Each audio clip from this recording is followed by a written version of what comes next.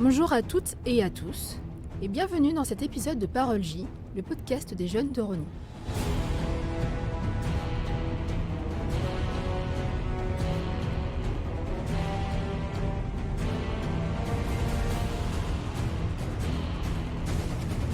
Je suis Amandine Daloumo, directrice de la publication du média Sorociné, et je suis accompagnée par Emma.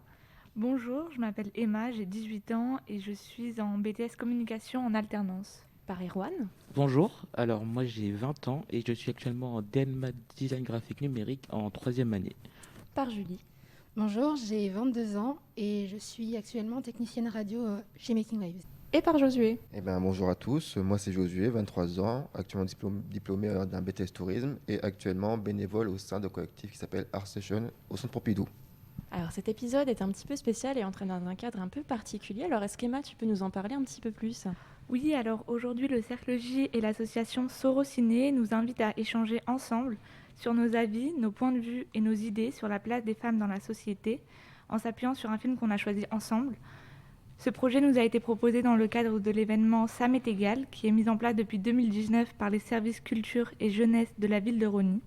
L'objectif est de sensibiliser le public aux différentes questions liées à la place de la femme dans la société autour de la Journée internationale des droits des femmes qui a lieu le 8 mars. De nombreuses actions sont proposées sur la ville pour tous les publics. Cette année, le Cercle J a souhaité nous laisser la parole, à nous les jeunes, afin que nous puissions nous exprimer sur ce sujet. On s'est réunis pour parler d'un film qui s'appelle Wonder Woman, sorti en 2017. Il raconte l'histoire de Wonder Woman à l'époque où elle était encore Diana, princesse des Amazones et combattante invincible. Un jour, un pilote américain s'écrase sur l'île paradisiaque, où elle vit, à l'abri des fracas du monde. Lorsqu'il lui raconte une guerre terrible qui fait rage à l'autre bout de la planète, Diana quitte son île, convaincue qu'elle doit enrayer la menace. Mais elle ne doit jamais connaître la vérité sur ce qu'elle est vraiment.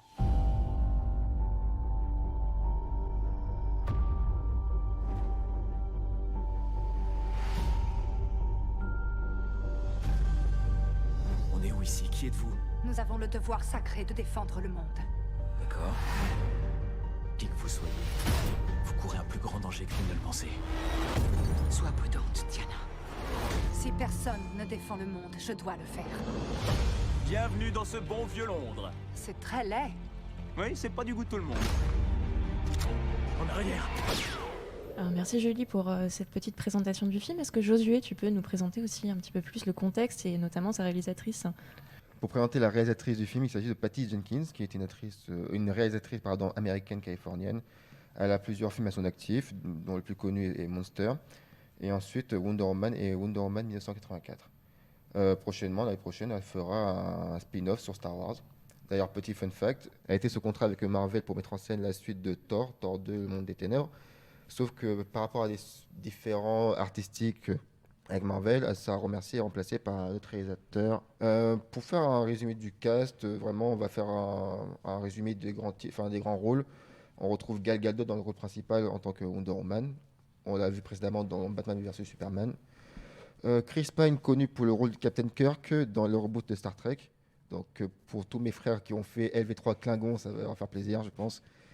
Et enfin, pour tous mes Potterheads, pour tous mes bandeurs de baguettes magiques, pour tous mes fans de loup-garou à l'âme torturée, David Thewlis, qui est connu pour le rôle du professeur Remus Lupin, dans le rôle de Sir Patrick Morgan et l'antagoniste Ares. Alors, pour contextualiser, le film sort en 2017. Il est le premier film solo consacré au personnage Wonder Woman après sa première apparition dans Batman vs Superman en 2016.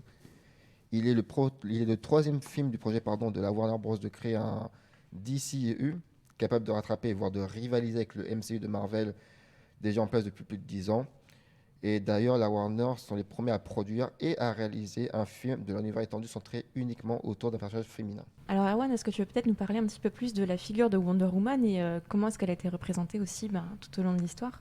Donc Wonder Woman est un personnage créé par William Moulton Marston, qui est scénariste chez Marvel dans les années 40, et Harry J. Peter, qui est dessinateur pour Marvel. Et le personnage de Diana, qui incarne Wonder Woman, apparaît pour la première fois en octobre 1941 dans le comics All Star Comics. Et cependant, elle est popularisée dans les années 80 et incarne une femme surhumaine qui combat contre les archétypes féminins. Donc elle a été vraiment créée et popularisée suite à un mouvement féministe de l'époque. Et c'est vraiment la première héroïne créée pour des petites filles et qui va servir de modèle à des jeunes filles plus tard qui deviendront adultes. Et donc on a pu la voir juste après adaptée sur le petit écran, donc dans les années 70, donc de 75 à 79, puis dans une série animée, donc DC Super Friends, qui a été diffusée dans les années 80, puis pour ceux de ma génération, vous avez dû la voir dans La Ligue des Justiciers dans les années 2000, qui a ensuite été adaptée sur le grand écran en 2017.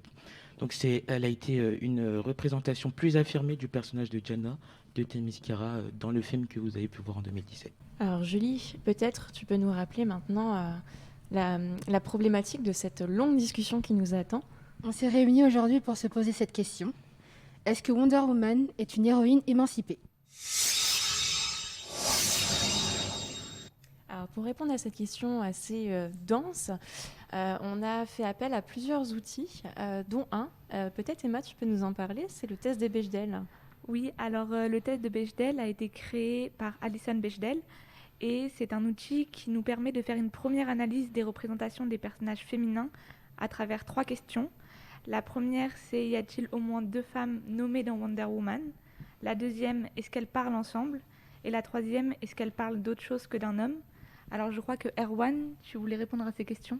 Oui, alors pour répondre, pour moi le film passe largement le test de Bechdel. Dès la première question, on sait déjà que Diana parle déjà avec sa mère. Elle parle de l'avenir de Themyscira et de son histoire à elle, parce que elle est un peu sous-estimée et mise à l'écart. Donc sa mère va discuter avec elle et va lui dire qu'elle est destinée à un grand avenir, cependant c'est pas encore son moment. Bien sûr, évidemment qu'elle parle avec d'autres femmes, tout au long du film d'ailleurs, et elle parle d'autre chose que d'hommes. Est-ce que quelqu'un a envie de réagir à ce que vient de dire Erwan ? Julie, je te vois le micro dans les mains. Tout d'abord, pour moi, oui, le film répond au test de Bechdel parce que, premièrement, on a 2 femmes qui se parlent entre elles, même notamment plusieurs femmes. Je pense à une scène où on les voit toutes réunies en train de juger par rapport au sort du soldat qui vient dans l'île de Themyscira. Aussi, est-ce qu'il y a 2 femmes nommées ? On entend la mère de Wonder Woman est nommée dans le film, ainsi que sa tante aussi. Et est-ce qu'elle parle d'autre chose que d'un homme ? Oui. On sait que Diana aussi s'est mis pour mission de battre l'ennemi qui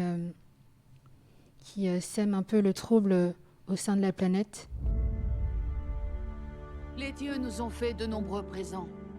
Un jour, tu les connaîtras tous. C'est ici que nous les conservons. Elle est magnifique. Qui peut la manier ? Seuls les plus féroces d'entre nous en auraient le pouvoir. Et tu n'en fais pas partie, Diana.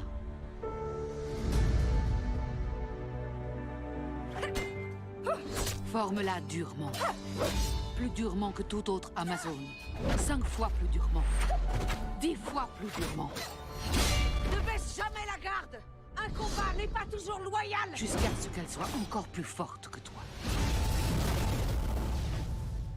Alors, on a l'impression que le film passe le test de Bechdel, qui, rappelons-le, est un outil qui va nous permettre d'approfondir la discussion. Donc, je pense que ça va être aussi le moment maintenant d'entrer dans le vif du sujet et de répondre à cette question. Est-ce que Wonder Woman est une héroïne émancipée ou non ? Alors, Erwan, je vois que tu as le micro dans les mains. Je crois que tu as très envie de commencer cette discussion, donc je t'en prie, je te laisse la parole. Pour débuter, moi j'aimerais juste commencer par dire que j'ai beaucoup aimé ce film, mais pour plusieurs raisons, mais notamment la représentation de Diana au cinéma, qui pour moi en fait est limite révolutionnaire à une époque où vraiment les héros dans le cinéma sont largement, représentés largement par des figures masculines. Et là, c'est vrai, ils ont vraiment fait une représentation de Diana qui sortait des codes en fait, et on voit une femme qui est complètement indépendante et qui se bat limite contre les archétypes féminins. Et c'est un héros vraiment, enfin, elle est surhumaine, mais ça n'enlève pas sa féminité. Et comme on peut voir dans plusieurs plans du film, par exemple, il y a vraiment une représentation d'elle. Enfin, je sais pas comment le dire, mais ça relève vraiment de l'épopée, quoi. Alors, moi, je reviendrai bien sur ce qu'Erwan disait tout à l'heure, notamment sur certaines scènes, notamment qui relèvent de l'épopée. Et il y a une question qu'on peut se poser quand on voit le film, c'est notamment la perception du personnage et comment il est représenté à l'écran. Et on s'est rendu compte qu'il y avait deux notions qui pouvaient être très intéressantes dans cette discussion. C'était celle de regard masculin et de regard féminin. Alors, juste pour les introduire, le terme de regard masculin, c'est un terme qui est apparu dans les années 70 par une théoricienne qui s'appelle Laura Mulvey et qui prend, en fait, qui considère, en fait, que dans les images, que ce soit dans les médias, donc que ce soit au cinéma, dans la télévision, dans la publicité, etc., il y a une façon de représenter les femmes d'une manière très objectivée, donc très sexualisée. Et à cela a été répondu le terme de female gaze, de regard féminin, qui serait du coup, qui a été introduit notamment par Iris Bray dans les années 2020, donc bien après, même si c'est une discussion qui a eu lieu pendant très longtemps, et qui justement replace le personnage féminin comme un sujet, qui n'est pas un personnage perçu à travers le regard d'un homme blanc, cis, hétérosexuel. Alors, pour vous, est-ce que le personnage de Wonder Woman, même si c'est une question à laquelle on ne peut pas forcément répondre par oui ou par non, est-ce que c'est comment est perçu le personnage de Wonder Woman? Est-ce que c'est un regard qui serait considéré comme un regard féminin ou un regard masculin? Eh bien, dans ma perception du film, j'y ai vu un personnage de Wonder Woman très autonome, très déterminé, qui ne se laisse pas dicter, si ce n'est que en fait par son objectif. Et donc, où est-ce que j'en étais déjà? Quelqu'un peut me C'était ces personnages d'Arès, l'autonomie. Voilà. Donc on voit en fait un personnage de Wonder Woman qui est clairement dans son objectif, du coup de retrouver Arès, de détruire le mal. Et en fait, on voit que elle va être très vite elle va découvrir ce que c'est que le monde des hommes, donc le monde des hommes avec un grand H, pas le monde des hommes en sens masculin, mais aussi masculin en sens où elle va découvrir le monde en guerre, que ce soit lorsqu'elle va arriver à Londres, elle va se rendre compte de la société on va dire un peu plus patriarcale, lorsqu'elle va arriver avec sa tenue de guerrière et qu'elle va attirer le regard sur elle.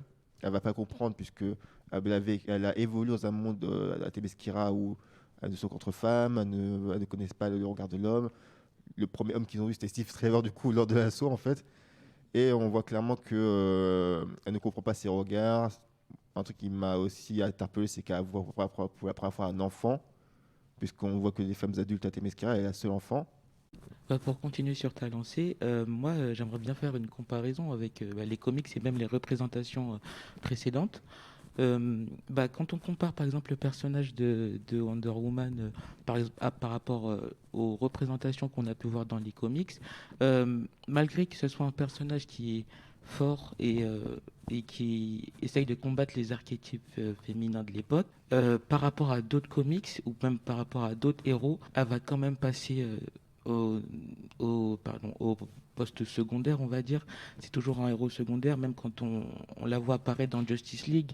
C'est pas le premier personnage dont on va se souvenir.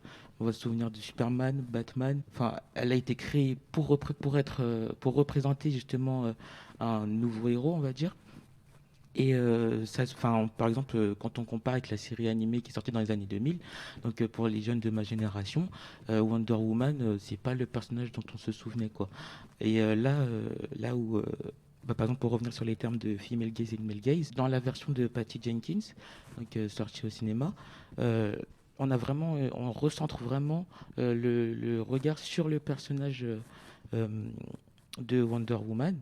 Et là où je trouve que c'est assez fort, c'est que vraiment, en fait, on fait abstraction des hommes qui l'entourent, des personnages des hommes qui l'entourent, et vraiment, on est vraiment subjugué en fait par la prestation de Diana. On peut même noter une inversion, c'est elle le personnage principal et les hommes deviennent les personnages secondaires en fait. Dans le cas de Steve Trevor et même par la suite de l'équipe qu'elle va monter avec les autres. Exactement. Et même si on peut même parler par exemple des costumes, quand on peut comparer les costumes des premières versions de Wonder Woman, et on peut voir que dans la version cinématographique, le costume de Wonder Woman est vraiment, ils ont retiré tous les aspects où on pouvait la sexualiser avant, et ils ont redesigné toute une tenue, et même les décors, les personnages. Ils ont tout redesigné de manière à ce qu'on soit vraiment focus sur la psychologie du personnage. En fait, j'ai l'impression qu'ils ont redesigné, mais sans pour autant dénaturer Exactement. l'identité, en fait, parce qu'on parle d'une guerrière grecque, une demi-déesse. Lorsqu'on compare sur un matériau historique et qu'on prend des éléments de culture de l'époque, les armures des combattants grecs, clairement, c'était vraiment des Spartiates et des jupes en cuir et limite à torse nu. Limite, quand on va regarder le film 300 de Zack Snyder, littéralement, les gars sont moins habillés que Wonder Woman, quoi. Donc, littéralement, en question de sexualisation, Wonder Woman est moins sexualisée que les autres, limite, quoi. Exactement. Emma, je crois que tu Oui, voulais alors ajouter moi, quelque chose. j'aimerais bien réagir sur les tenues. Alors, au moment où Wonder Woman arrive à Londres, elle doit un peu s'adapter à son environnement et on l'a fait changer de tenue. Et quand elle essaie les tenues, elle se rend compte que les tenues de l'époque sont pas forcément très cool pour se battre en fait, et qu'elles sont pas très pratiques. On la finalement revoit dans sa tenue de Wonder Woman au moment où elle sort des tranchées pour aller combattre. Mais au même moment, moi, je vois dans les mêmes plans des hommes qui se battent, eux qui sont avec des longs manteaux, avec des tenues qui sont pas non plus pratiques pour se battre, mais cette opposition entre en fait le fait qu'on dit qu'elle a cette tenue parce que c'est plus facile pour se battre, mais les hommes à côté qui se battent avec des tenues qui sont... Il faisait froid à ce moment-là, donc avec des gros manteaux, des tenues très lourdes. Et d'ailleurs, les chaussures qu'elle porte, je l'ai remarqué dans le film, sont des talons. Donc je suis pas sûre que ça soit très, très facile pour se battre. Mais c'est vrai que par rapport au personnage Wonder Woman dans d'autres représentations, la tenue a énormément évolué. C'est vrai que par rapport à la tenue, ça pourrait être le seul point que les gens pourraient reprocher à Wonder Woman.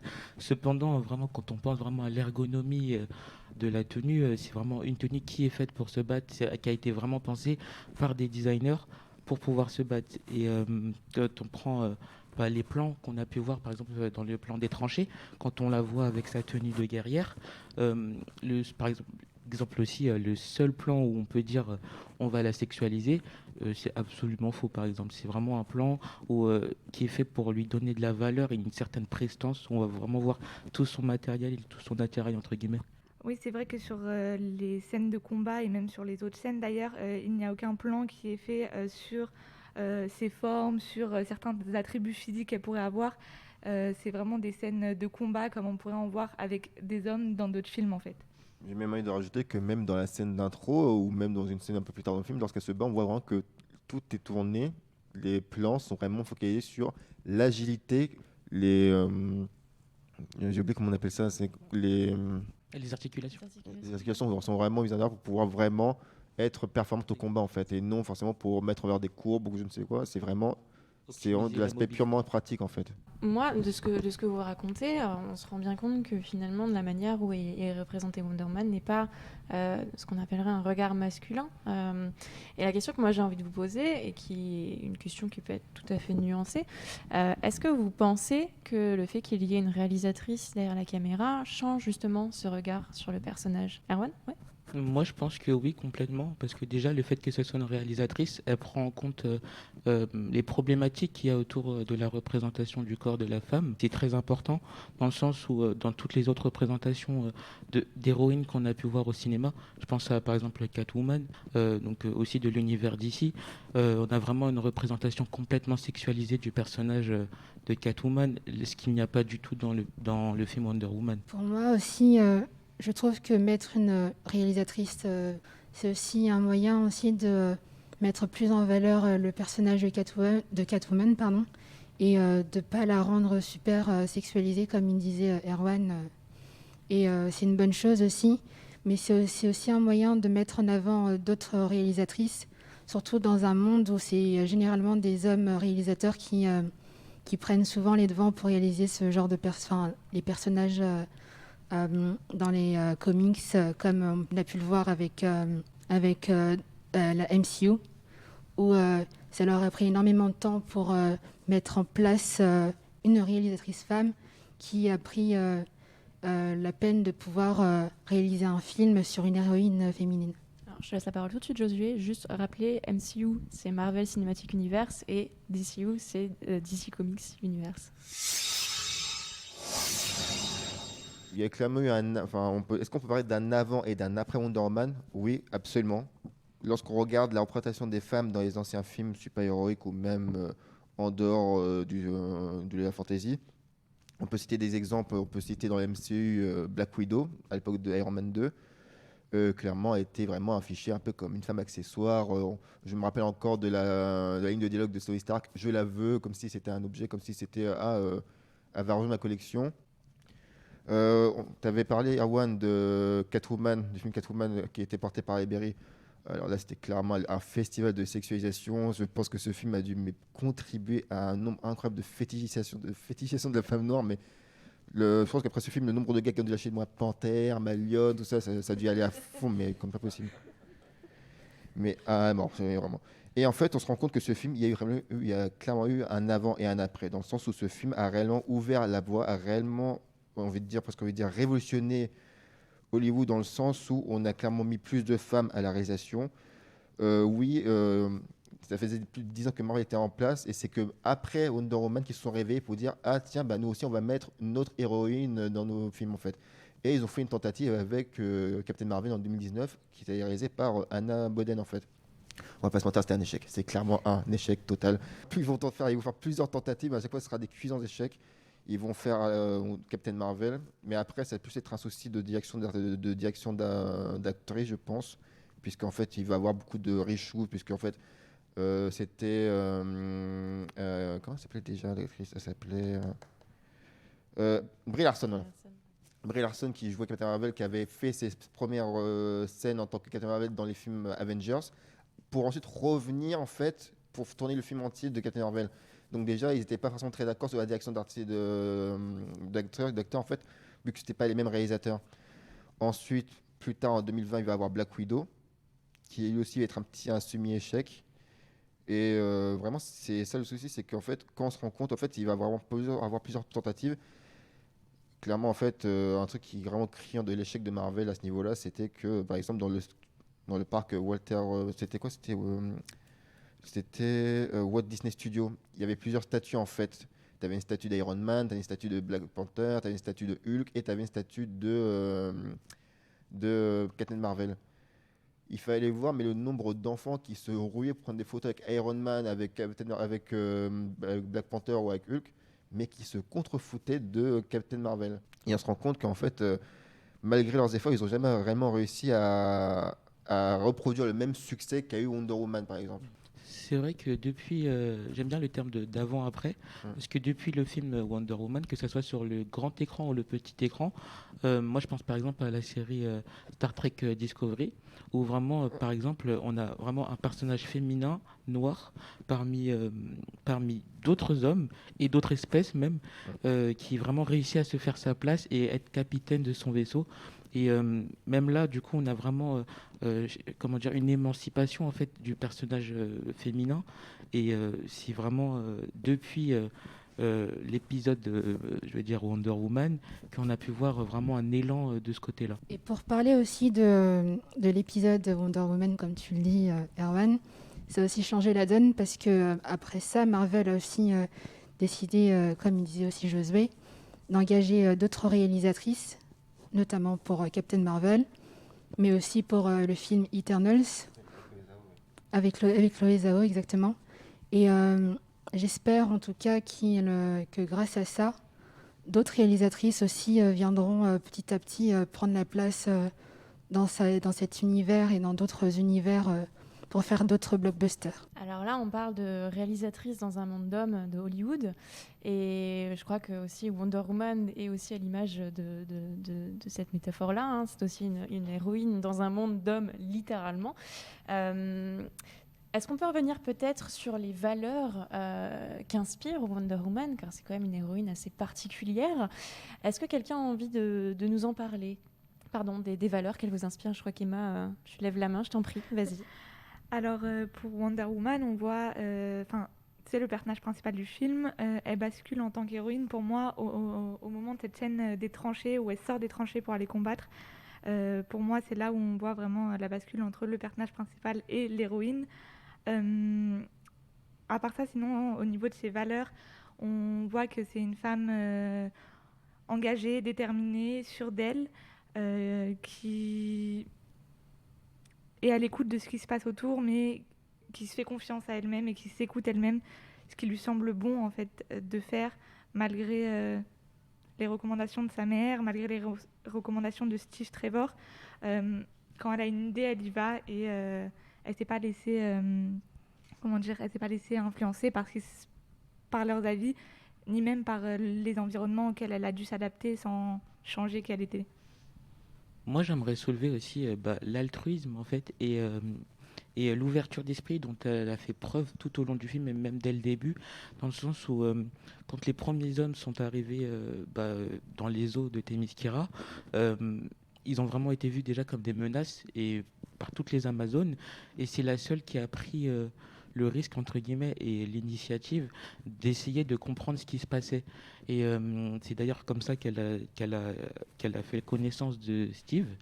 Et en fait, elle s'est pas du tout laissée envahir par le fait que les autres hommes qu'elle n'avait d'ailleurs jamais vus et qui étaient définis comme des menaces, elle s'est jamais dit tous les hommes sont des menaces, en fait. Et c'est là où vraiment, dès qu'elle a appris qu'il y avait une menace dans le monde des hommes, alors que ça ne la concerne pas du tout finalement, elle est tout de suite allée les aider, quoi. Comme si c'était son rôle, quoi. Comme si elle devait finalement elle reprend un peu son rôle de déesse, entre guillemets, de demi-dieu.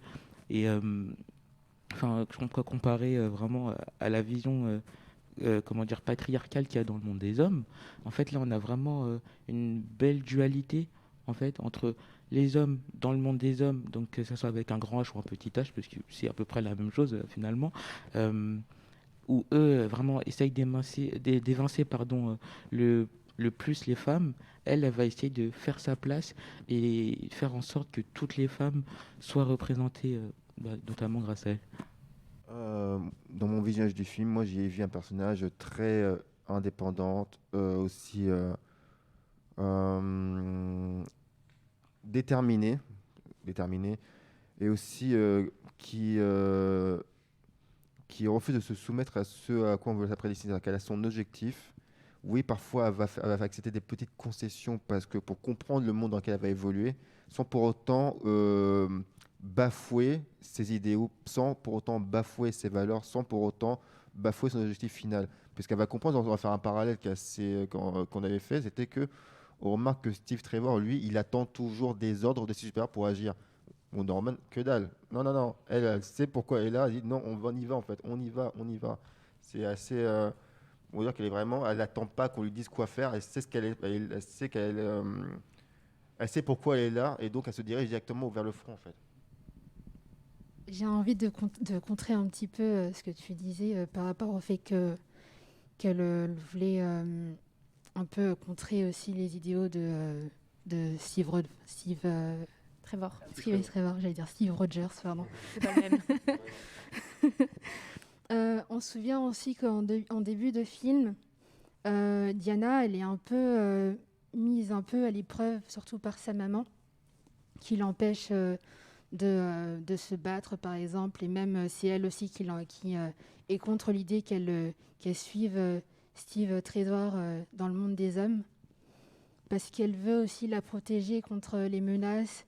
Donc elle a un petit peu peur, mais en même temps, elle accepte quand même un petit peu qu'elle se prête au combat, notamment aussi quand sa tante insiste pour qu'elle puisse se préparer aux menaces qui peuvent arriver plus tard. Et moi, en tout cas, après, dans l'ensemble, oui aussi, je suis pour le fait que ce soit aussi un personnage indépendant. Elle sait suivre ses idées et ses choix, malgré le fait que qu'on l'empêche un petit peu de faire comme elle le souhaite. Moi, j'aimerais dire que, bon, franchement, le personnage de Wonder Woman, même dans sa psychologie, il est hyper bien équilibré et il est surtout souligné par la réalisation du film, en fait. Dans le sens où, pardon, c'est c'est le seul personnage féminin parmi tant d'hommes. Et en fait, on a vraiment une certaine équité, voire elle est même plus représentée que les hommes, alors qu'elle est dans le monde des hommes. Et c'est vraiment, elle va réussir à se faire sa place. Et c'est celle qu'on va le plus voir à l'écran et limite celle qu'on va aduler, en fait, celle qu'on va prendre comme modèle.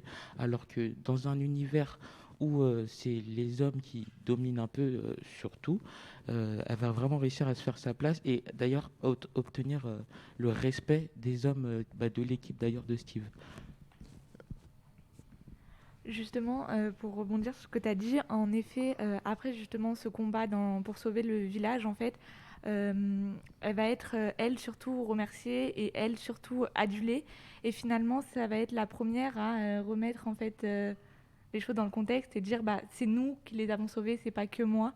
Et c'est elle-même, en fait, qui rétablit cette égalité, alors même que finalement, c'était elle qu'on adulait. Voilà. Justement, pour répondre sur ce que tu disais, Erwan, du coup, on a parlé du monde des hommes dans lequel évolue Wonder Woman. Un monde des hommes, mais aussi patriarcal. Et en fait, on va remarquer qu'on a parlé beaucoup d'hommes, mais on n'a pas parlé des femmes qui, elles, évoluent de base dans ce monde patriarcal. On a relevé deux personnages. Le personnage de la secrétaire qui, du coup, et à chaque fois, du coup, va un peu dans la scène où elle arrive à Londres. Ah, mais t'es habillé un peu court. Ah, mais t'as trouvé des vrais vêtements. Ah, ça, c'est une épée. Que fais-tu avec une épée, etc., etc. Mais aussi le personnage du docteur Poison, du docteur Marrow, en fait, qui est associé au docteur à Lundendorf, du coup, je sais plus c'était quoi son grade. Et clairement, en fait, on est vraiment dans l'image de la femme qui veut à tout prix satisfaire les exigences, les désirs d'un homme, impressionner un homme, avoir les bonnes faveurs d'un homme. Et de l'autre côté, l'assistante qui, dans son rôle d'assistante, il ne cherche pas à aller plus loin, en fait, qui est toujours dans ce truc de je dois être une femme, me carrer, tout ça. Là où Wonder Woman va casser tous ces codes, en fait. Donc, propose l'alternative, du coup, d'être une femme indépendante, puissante, forte, qui ne se laisse pas influencer par un homme ou un autre. Ouais, c'est vrai que c'est là qu'on voit que dans le monde des hommes, donc on a vraiment deux pays en conflit et on voit vraiment que ça soit n'importe où dans le monde occidental en fait, parce que c'est un peu ça, que ce soit n'importe où, en fait les femmes à cette époque-là vont chercher à se faire une place et surtout vont chercher l'approbation d'un homme parce qui est déjà représenté comme une figure supérieure. Il y aura toujours cette recherche de l'approbation là où Wonder Woman va toujours prendre ses décisions toute seule, quitte à créer de la frustration chez certains hommes. Je voulais aussi parler du fait que la différence entre les femmes, que ce soit à Temeskia et aussi dans le monde des hommes, où en plus des deux personnages que Josué a cités, la majorité des femmes qu'on voit dans le monde des hommes sont souvent des mères et on ne les voit pas avec un poste, en tant que guerrière par exemple, ou même en tant que soldat.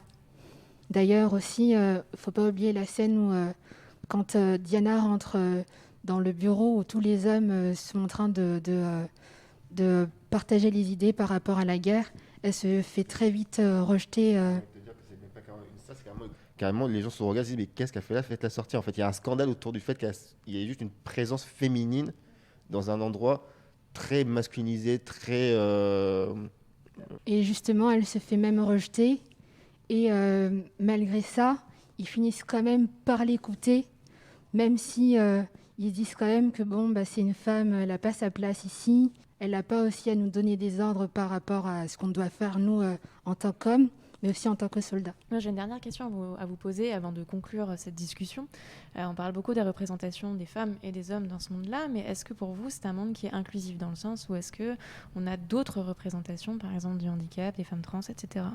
Erwan, je t'en prie. Alors moi, effectivement, quelque chose que j'ai trouvé vraiment dommage dans ce film, et c'est le seul point négatif que j'ai envie de relever, c'est concernant les Amazones, qui sont, en fait, ce que je trouve dommage, c'est que dès le début du film, on a vraiment tout un speech qui nous dit que les Amazones sont vraiment des représentations de toutes les femmes du monde. Et par exemple, sur l'île de Themyscira, on voit deux personnages racisés, deux femmes noires, et c'est tout, sur vraiment que des femmes blanches. Et de plus, et vraiment, j'aimerais relever aussi leurs attributs physiques, enfin leur caractère physique plutôt, dans le sens où on est censé représenter toutes les femmes, sauf que toutes les femmes rentrent dans les critères physiques acceptables de la société. Donc vraiment, ni grosse, ni trop maigre, ni trop petite, ni trop grande. Elles sont en fait, vraiment, si elles avaient toutes la même couleur, elles se ressembleraient. Aussi en termes de représentation de personnages, on retrouve un personnage d'origine native américaine du coup. D'ailleurs, il y a un échange que je trouve extrêmement intéressant, c'est que lors d'une scène après justement la scène des tranchées, on voit Steve Trevor, donc qui est un personnage britannique blanc, le personnage natif américain qui est présent, le personnage de Samir qui est incarné par Saïd Taghmaoui qui est d'origine maghrébine. Et en fait, lorsque le personnage natif américain parle, il dit bah, ma terre a été volée par des hommes comme lui, en désignant Steve Trevor. Donc il y a aussi pas une critique du colonialisme, il y a aussi une question du colonialisme en fait. C'est-à-dire on a perdu la terre, j'ai perdu mon identité à cause de ces hommes comme lui. Et aussi le personnage de Samir qui dit bah, écoutez, moi à la base je voulais être acteur, mais on m'a dit à cause de ma couleur de peau que non, j'avais pas le droit à être acteur en fait. Et donc il s'est reconverti en tant que soldat. Pour revenir pareil sur ces personnages racisés, notamment sur l'île de Tennessee, les femmes de couleur en fait qui sont sur l'île n'ont même pas finalement beaucoup de paroles. Il me semble qu'il y en a une qui a un moment une réplique, mais c'est pas des femmes qui ont des rôles importants dans le film, loin de là. C'est vrai. En fait, ce que je trouve dommage, c'est que vraiment on a l'impression que c'est des personnages qui ont été là par rapport à des quotas. En fait, il fallait dire il faut qu'on mette quelques personnages racisés pour que le film soit inclusif.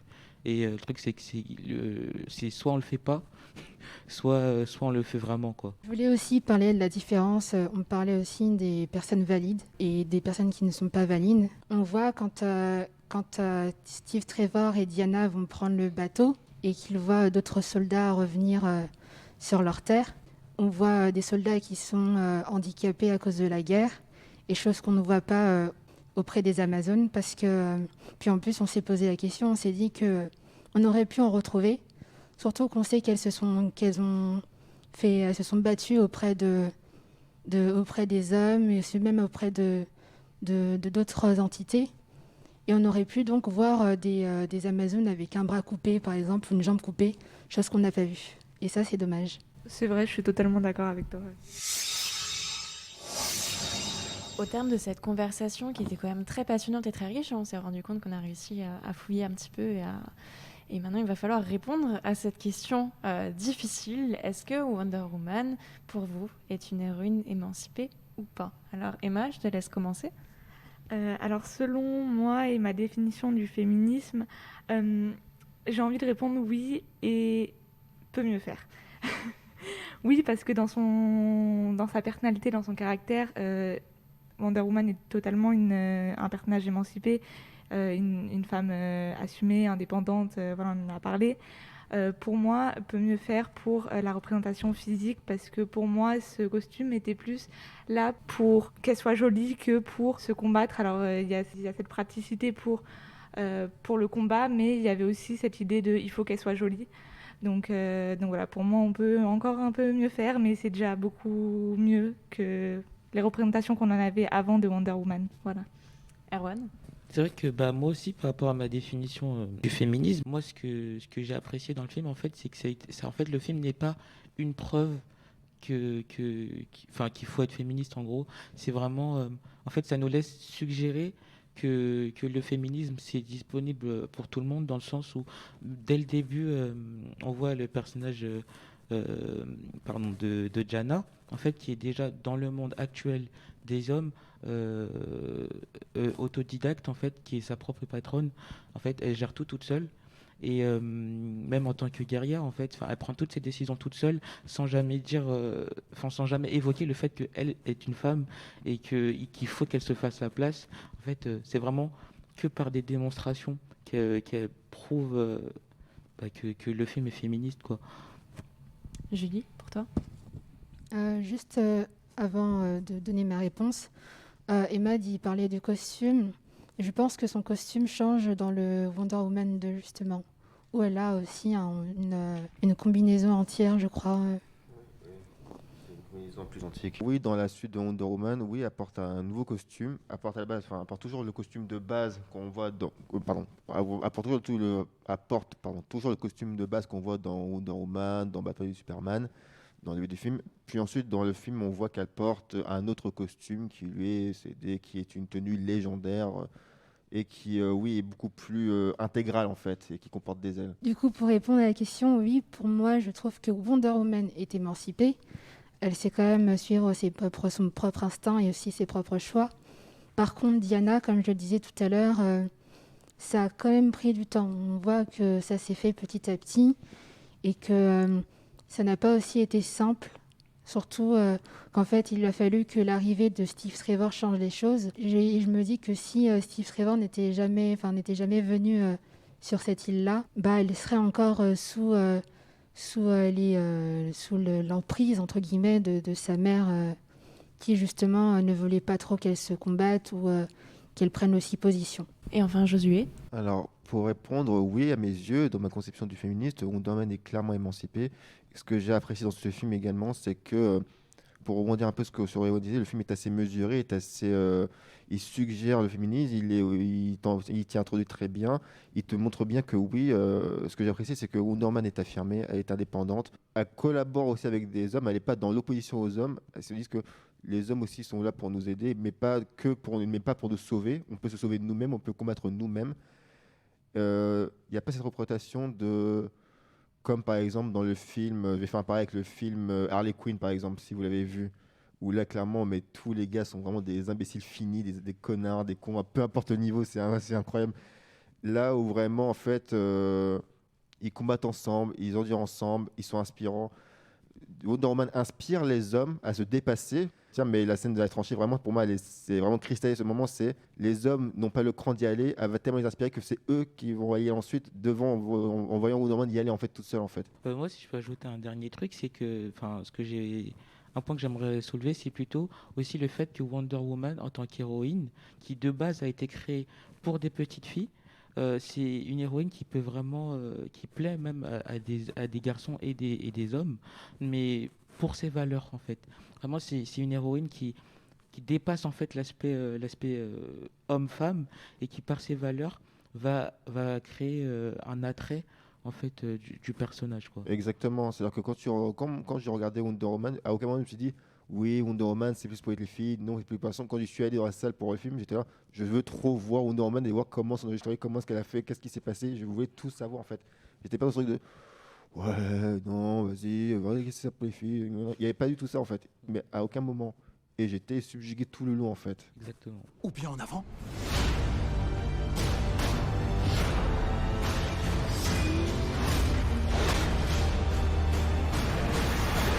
Vous avez autre chose à me montrer ?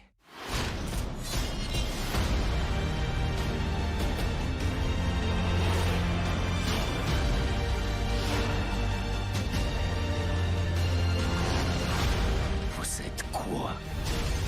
Je suis Diana de Themyscira, fille de la reine Hippolyte. Au nom de tout ce qui est bon, la colère dont vous accablez le monde s'achève ici.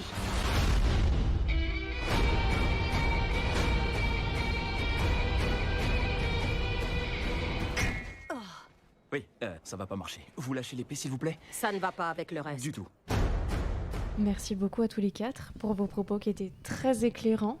On voudrait également remercier, je pense, le Cercle J d'avoir permis de concrétiser ce projet. Et là, je m'adresse à celles et ceux qui nous écoutent, notamment aux jeunes.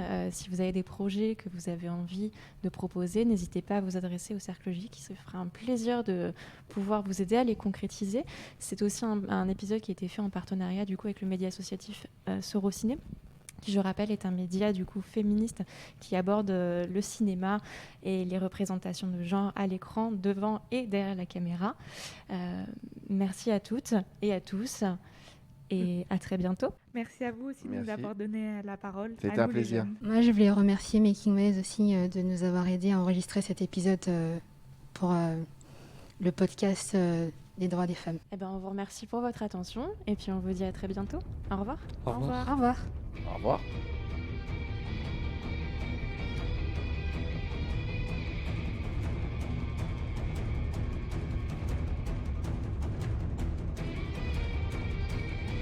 une coproduction du Cercle J et de Sorociné, le podcast cinéma féministe, réalisé par Making Waves Insertion.